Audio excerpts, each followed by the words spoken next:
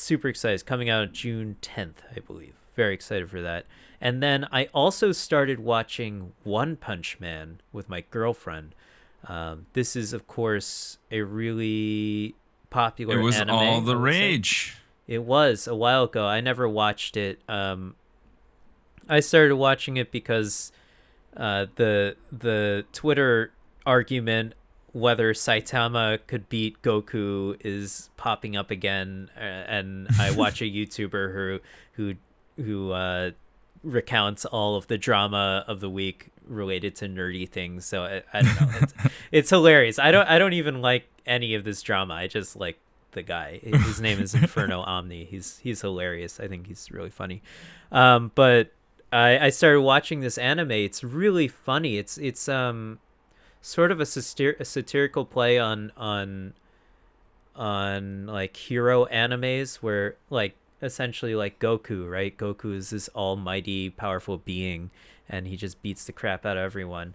So this guy, the Saitama, I've only watched 2 episodes, keep that in mind, but he essentially decided one day that he wanted to be the greatest hero in the world, and so he trained really fucking hard, and he became so powerful that he can beat any enemy in one punch, and that's the whole premise of the show. And he's bored with enemies and doesn't get a thrill with fighting them, so it's kind of funny. It is very funny, and he's like kind of depressed about it. It's really funny. And I really like it. It's not only just an interesting anime. I'm not sure if it was a manga before, but it's really interesting visually as well. The animation, at least in season 1, I hear season 2 took a dip in visuals, but the visual animation is really cool. It seems to be all hand drawn, or at least the action sequences are, and that adds a really cool sort of I don't know how to describe it, but it adds like almost like a comic booky feel, like Like a texture. yeah, it adds that sort of really. I really love hand drawn 2D animation. I think it looks way better that way, as opposed to interjecting 3D animations on a 2D plane, which a lot of modern anime are doing nowadays, and I think that looks horrible, and I don't think it was gonna stand the test of time, honestly. But I mean, this you can show look does back a really to great job like of it.